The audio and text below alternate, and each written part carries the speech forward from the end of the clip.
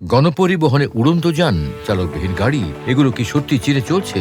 একটা শহরের কথা ভাবুন, যেখানে ট্যাক্সিতে উঠলেন কিন্তু চালকের সামনে কেউ নেই, স্টেশনে ঢুকতে টিকিট কাটা ঝামেলা নেই, মোবাইল বা মুখের স্ক্যানে খুলে যাচ্ছে প্রবেশপথ, আর আকাশে পরীক্ষামূলকভাবে উঠছে বৈদ্যুতিক এয়ার ট্যাক্সি। শুনতে অবিশ্বাস্য মনে হলেও আধুনিক পরিবহন প্রযুক্তির এই দৌড়ে চীন এখন বিশ্বের সবচেয়ে আলোচিত দেশগুলোর একটি। কিন্তু প্রশ্ন হলো, গণপরিবহনে চীন এত এগিয়ে গেল কিভাবে?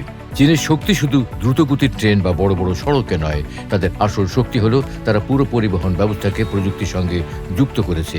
অনেক শহরের ট্রাফিক সিগন্যাল এখন শুধু সময় ধরে বদলায় না, ক্যামেরা, সেন্সর, গাড়ির গতি, মানুষের চাপ ও যানজটের তথ্য বিশ্লেষণ করে কৃত্রিম বুদ্ধিমত্তা সিদ্ধান্ত নেয় কোথায় সিগন্যাল বদলাতে হবে, কোথায় গাড়ির চাপ কমাতে হবে।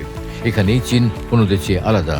তারা শুধু স্মার্ট গাড়ি বানাচ্ছে না, রাস্তাকেও স্মার্ট করছে। সড়কে বসানো হচ্ছে সেন্সর, রাডার, ক্যামেরা ও দ্রুতগতির যোগাযোগ ব্যবস্থা, ফলে গাড়ি রাস্তার সঙ্গেও তথ্য আদান প্রদান করতে পারছে।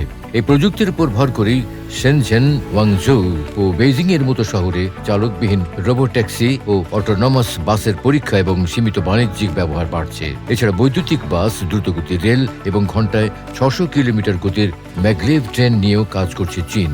তাই গণপরিবহনের ভবিষ্যৎ নিয়ে কথা উঠলে চীনের নাম সামনে আসে, কারণ তারা শুধু যাতায়াত সহজ করছে না, বদলে দিচ্ছে যাতায়াতের পুরো ধারণাটাই। আন্তর্জাতিক ডেস্ক, বাংলা ভিউজ।